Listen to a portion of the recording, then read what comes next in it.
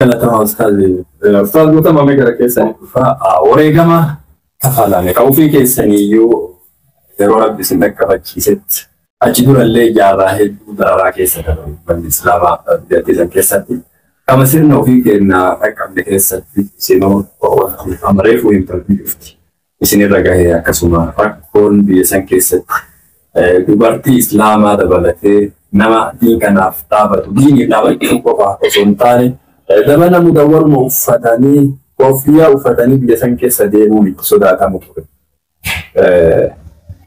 Waan yaayee baloo bara jedhamu faasisu masirnu madari jidii kana keessa nama mataa adii agarraani mataa keessa ana keessa mara darbe hawaasni islaamaa har'a ofii isaatii bulchiinsa mataa isaa qabaatee sadarkaa kanarra gahee mee gaheen kun wareegamni akkana gahu neengeessine kun eegii kafalame amma gara fuulduraa hoo warri ammaan tana jarraa argatee aangotti tol dhufes meebi namni gariin kam cinaa taa'ee dhaabbatu fa'a rabbiin fedhee fi aangotti ulfaa miidhamuma kanaa kan argin jechuudha. Rabbiin abbaa fedhe aangotti fida. Ammoo wareegamni itti kafalame kana beeku tokko tokkoon seenaa kana beeku akkuma jirutti ta'e kanaaf maal dhaamtan hawaasuma waliigala islaamaatiin gahee maal duraa eegama sirna kana majliisa kana jabeeffachuuf majliisa kana gara fuulduraatti socho'u. Amma eessa jirra silaa akkanaan dhufne bakka kana jirra. Amma maaltu nu hafee waan jedhu gaheen amma warra jiruu maali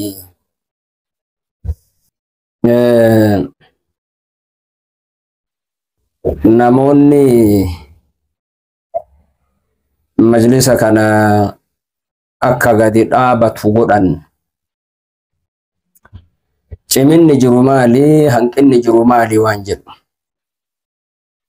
yeroo hedduu dhimmi majlisaa dhimma mootummaatti wal qabata.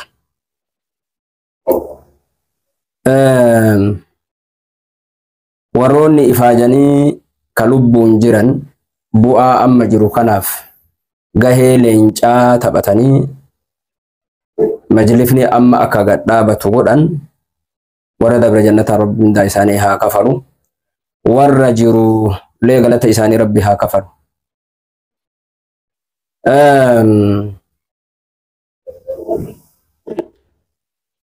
Waan amma tahe kana akka kanatti as geenne bakki amma jirru amma wanni nu hafe hoo maali bakki amma jirru ka dabrin irraa baranne of dura keenya sirreeffatuuf amma cimnee dalaguu dandahuu qabna. Wanni sirni kanaan dura nu miidhe keessa ijoo fi mataan hawaasa islaamaa barnoota irraa fageessu. Hawaasni islaamaa akademikaalii akka inni baranne seera itti baasanii seera saniin hawaasa islaamaa daangissan. Seera amantii isaatiin walitti bu'uu baasan. Yeroo san namni dhimma amantii dhimma lubbuuti dhimma akhiraati dhimma jireenya isaa abadii fi hongoo isaa abad waan taateef barnoota irraa dheessa. Barnootatti cimu akkasumas diinagdeen hawaasa islaamaa kana moggeessutu jira. Marjin godhutu jira daangatti baasutu jira. Seera hawaasni islaamaa kun akka diinagdee keessa hin hirmaanne kallattiidhaan hawaasa islaamaa attaak godhuu san yeroo illee waan dhorguuf namni illee waan achi hin jirreef seera itti baasanii seera kanaan hawaasa islaamaa daangessaa turan. Bakka garaa kennaan geenne bakki garaa kennaa biyya san keessatti caasaa mootummaa keessatti gahee baay'ina kenna madaalu diinagdee baay'ina kenna madaalu gita aangoo baay'ina kenna fi bal'ina lafa kennaa madaalu nu barbaachisa. Saniif wanni godhamu maali? Eega ammas geenne fakkeenyaaf waanuma amma kallattiin deemu jiru amma waan hagana eegaa waan bu'aa arganne himne dhiibban amma deemaa jirus jira. Kunillee ka'uu qaba. Keessattuu gama biiroo barnootaatiin ijoollee barnoota keessa ari'uun akka fakkeenyatti naannoo Guraagetti maqaa hijaabatiin barattoota mana barumsaa keessaa baasuutu aga 500 na fakkaata. Tigraay Aksumitti barattoota ifaajanii waggaa 12 baratan sababa hijaabatiin ari'uun Masjidaalee garagaraa naannawa Shaggar City kanatti diigamuun waan amma qabatamaan sirna amma dabre kana keessa deemutti jiru ammallee deemaa jiru. Siyaasa irraa hawaasa Islaamaa moggeessuutu jira. Hawaasni Islaamaa barnootatti cimee diinagdeetti cimee siyaasalleen waan amma jenne kana gahee isa fakkaatu haqa isaa argatuun dirqama hawaasa Islaamati. Fakkeenyaaf hoogganaa biiroo barnootaa amma yoo fudhanne Birhaanuu Naggaa Gimboot 7 ture. Gimboot 7 kanarra filmaata keessa hirmaate. Sagalee haga wahii argatee dura taa'aa biiroo barnootaa ta'ee ifaajee ijoollee teennatiin dhufe Ahmadiin Jabal fa'aan, Yaasin Nuuruu fa'aan, Abubakar Ahmad fa'aan, Sheekh Hajjii fa'aan warra dabree fi warra lubbuun jiraniif ifaajee dhufe kana jijjiirama amma kana dhufee sirna sanuu ka jijjiire qabsoo hawaasa Islaamati. Qabsoon hawaasa Islaamaa garuu qophii siyaasaa gahaa waan hin qabneef fokasiin kenna majlisuma sirreeffatuu qofarratti gabaabbate. Majlisarlee sirnallee jijjiiruu irratti xiyyeeffatamee qophii barbaachisu godhuun dirqama kanallee wal jala qabuun barbaachisa. Sirni nama nyaatan tokko yoo dhufe bakkuma kaletti deebi'uun barbaachisu jecha. Katara irraa barannee bakki amma jirru kun katara irraa barannee har'a waa hojjannee boruu kenna sirreeffatuuf dirqama barbaachisa. Birhaanuu Naggaa qabsoo ummata Islaamaa wayyaanee buqqisa saniin qabsoo saniin dhufe deebi'ee aangoo bakka jabduu qabatee itti gaafatama biiroo barnoota ministeera biiroo barnoota biyyattii ta'ee hawaasni barattoonni Islaamaa barnoota keessaa moggeeffaman jecha. Kun itti yaadamee wanni majlisa maayinariidha kun sirna mootummaa jalatti jira. Sirna mootummaa dhufaa dabraa keessatti gahee ufii bahee haqa ufii argatee mirga jiru kana eeysifatuu katare ka dhufu kataanqatte itti guuttatuu barbaachisa. Gama majlisa haga tokko sirraa'e kuni maaliin taligamaa maaliin utubama waan jedhamu. Amma waa siima biyya san keessatti paartii gara 70 wahiitu jira. Yeroo filannoo hin argita. Paartii kana keessa paartiin ijoolleen Islaamatiin hoogganamu paartii tokko qofa sanaan paartii san qofa beeka. Kaawwan keessatti xiqqoo ni jiran. Garuu wanni kuni qoreen amma fala barbaaduu ta'e hawaasni Islaamaa taa'ee mari'atee paartii maqaa biyyattii sanii qabu. Ka mirga sabaaf sablammiitiif mirga hawaasa Islaamatii fi kabirollee eeysisu. Ka haqa amma arganne eeysisuu fi tahafte nu dabalchiisuu danda'u paartiin akkasii tokko gad dhaabbate filannoo biyyoolessaatiif galmaa'ee sagalee hawaasaa argatee ga'ee kenna qabaatuun dirqama waan yeroo gaafatuu fi jaarran kunillee keessa jiruu fi akkasumas dambii bulmaata sirnatti constitutional law of the country karoora seera biyyattiin sun ittiin bultu guutuu danda'u tokko gad dhaabatuu danda'uu qaba.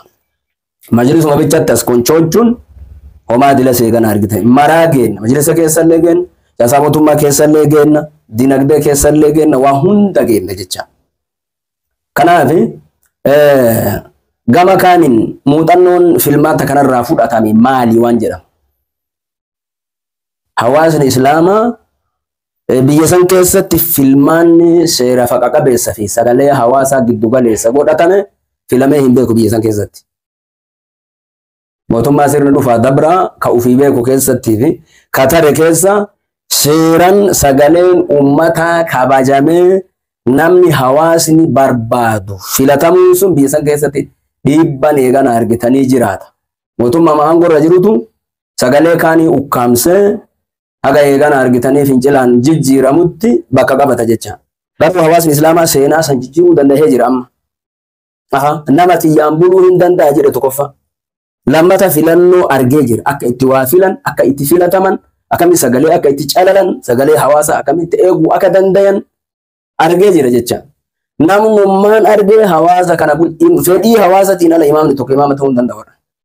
Fedhii hawaasatiin ala koreen tokko koree ta'uu hin danda'u.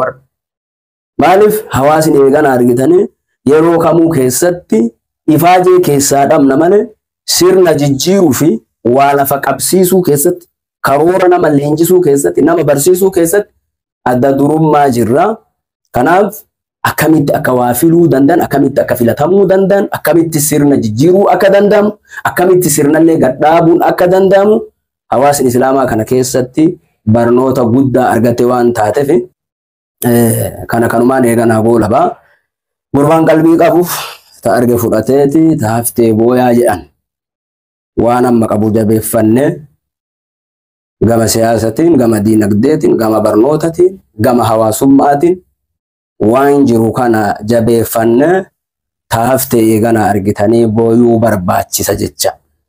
Ta hafteef booya gurbaan akka jedhan san gurbaan gowwaanu tanaa gadhiiseti ta haftee eegana agartanii booyaa akan taane.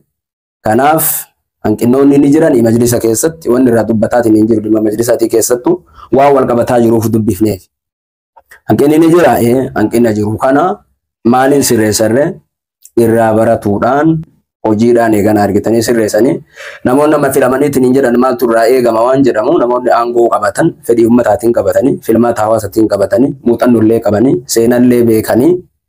Kanaaf bakka jiru maratti immoo yoo nama seenaa beeku sirriitti irra eegana argitanii filan gaarii ka filameenuma akkasiitti jedheetti yaadanii sheeyajjiin immoo akka dhuunfatti nama muuxannoo hojii yeroo bara dheeraa beekanii waa hundaan bilchina qaban waan barnootaan bilchina qabanii siyaasan bilchina qabanii hooggansaan bilchina qabanii muuxannoo yeroo dheeraa qabanii hooggansa isaanii jalatti warra beeynu fi warra hin beeyne gidduutti namoonni utubaniitiin hin jedhan fedhii hawaasaatiin baay'ee waan jiraniif tokkummaa hawaasaa eegsisuu danda'aniitiin hin jiranii. Wanni diinni nutti fayyadamaatiin hin ture tokko hawaasa islaamaa facaasanii ufumaa wal ficcisiisuudha. Wanni akkasii akkan taane sirriitti irratti dalagameetiin hin jira. Kanaaf deebi'anii isaan filatamuu isaaniitiif baga gammaddanii isaaniin jedha. Kun immoo kabajaa miti bakki amma isaan jiran kun itti gaafatama. Kanaaf aangoon kabajaa miti itti gaafata. This is a risk. This is responsibility. Itti gaafatamiinsa malee waa kabajaa miti. Kanaaf isaanuu kana jabeessanii sirriitti beekanii hawaasni keenya utubee gargaaree waan argi qabannee taafne itti fuchiisuu barbaachisa. Galatooma jechuu fedheeti. Ayyee guddaa galatooma Ustaaz Guutamaa. Mee egaa kanaan xumuraa isheettama jiboota yaada dabalataa keessanii qabdan ni dabalatanii. Kanuma irratti amma Ustaaz Guutamaa kaase kana sadarkaa kanarra geennee jirra. Galata Rabbiitii fi galata hawaasa islaamaa qaba. Wareegama alii yeroo dheeraan itti kafale wajjin bakka amma jiru kana geenne akkamitti gara fuulduraatti akkamitti maaltu irraa eegama hawaasa islaamaa guutuu hooggansas maaltu irraa eegama hawaasni hooggansaa fi diinii ofii akkamitti utubuu qaba hooggansa majlisaa kana bakka jirutti bakka sadarkaa jirutti imaama masaajidaa irraa kaasee haga mataa federaalaatti hawaasni majlisa kana akkamitti jabeeffachuu qaba irratti Maashaallah yaada gaarii kaafte bal'inaan shayni dubbatanii jiranii.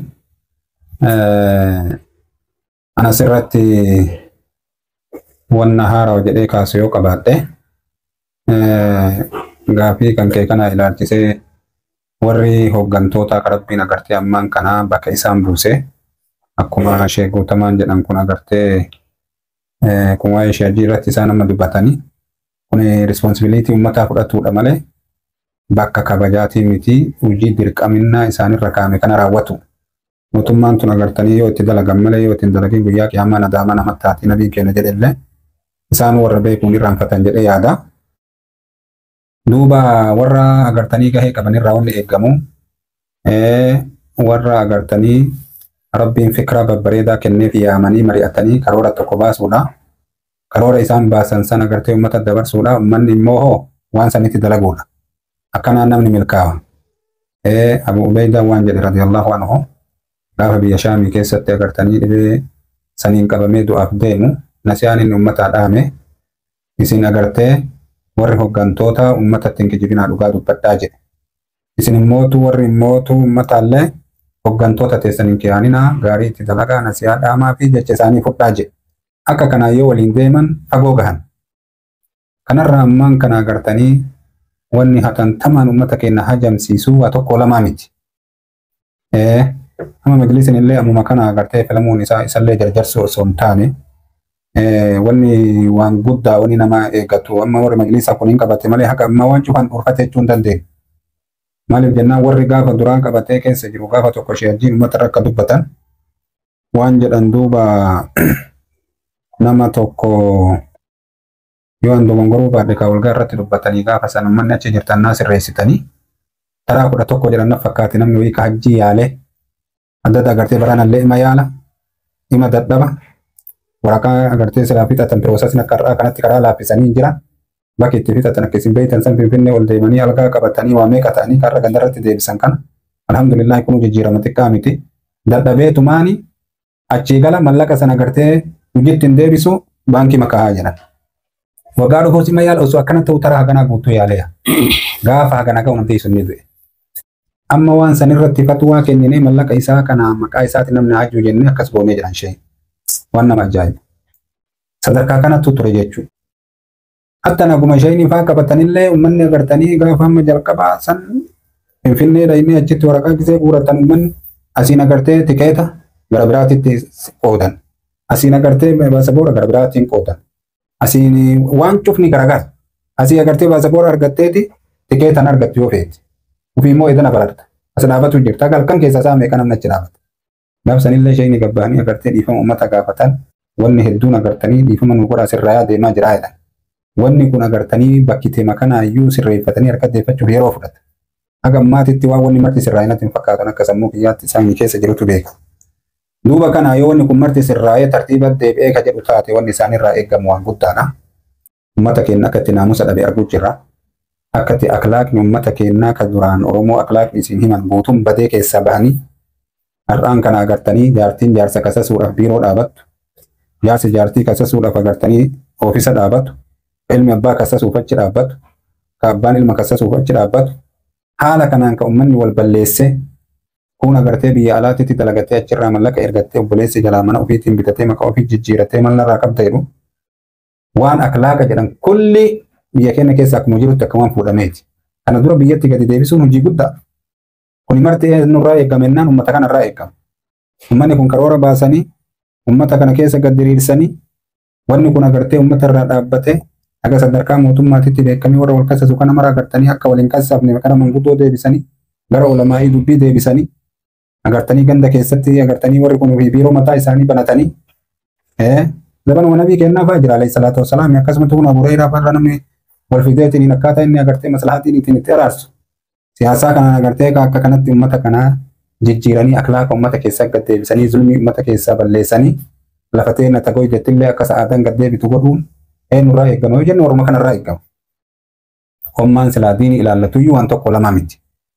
Kanaafi kana isaan uni beekan jedhee yaada akka yaadachiisutti yoo kaafne malee qabanne jedhanii ittiin agartee waan kana arganne jedhanii yoo akkanuma dacha'anii harka dachaafatanii tumaanii Ameerikaansuma callaatti hafu taatiree yoo hojiin bira hin jiraanne yoo duratti deemaa deemu tokko illee hin jiru.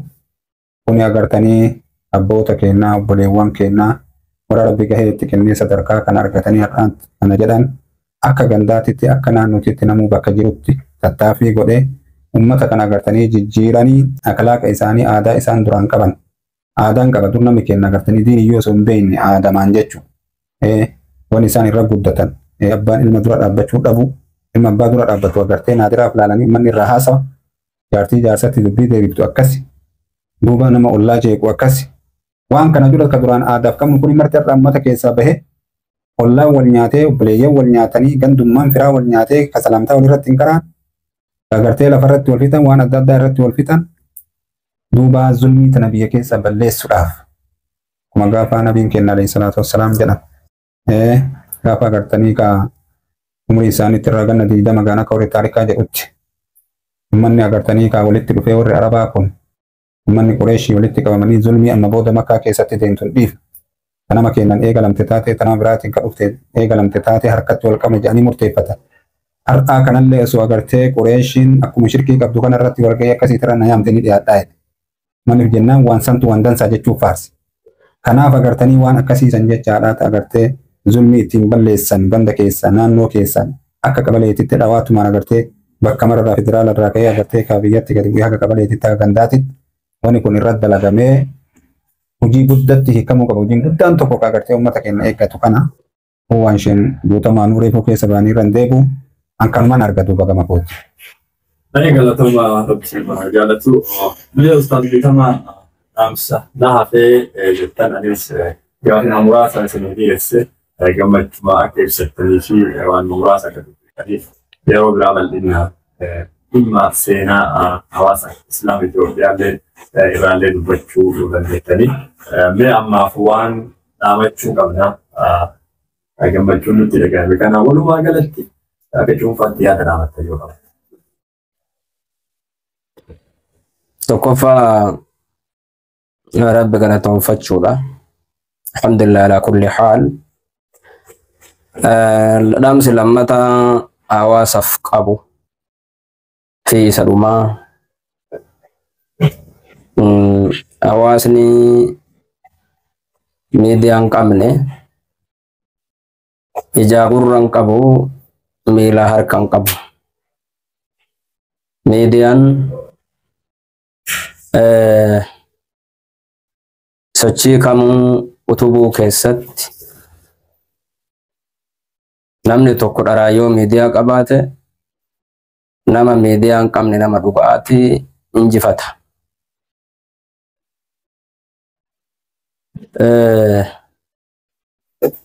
Ati sagantaa akkanaa kana qopheessitee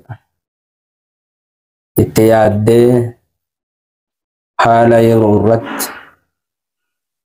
qaama dhimmi ilaalu affeeruu keetii fi hagam ati hawaasaaf akka yaadaa jirtu fi kaayoo qabdu mul'isaa. Waan gaarii sirraa agarre sirraa dhageenyes sirraa beeynallee duuba waan hawaasni keenya itti ajamuu fi waan yeroo fakkaatu tiin gadi baate. Qulqullina miidiyaa keessaa tokko kana waan yeroo dhiyeessuu keessatti miidiyaan uma sadiirra dalaga seenaa dabre waan amma itti jiramuu fi waan dhufamu. Kanaaf waan kana dhiyeessuun kan ka'e hawaasa islaamatiif hawaasa cunqurfamaaf sagalee tahuu kan ka'e argisiisa. Miidiyaa kana jabeeffatuun waan gaarii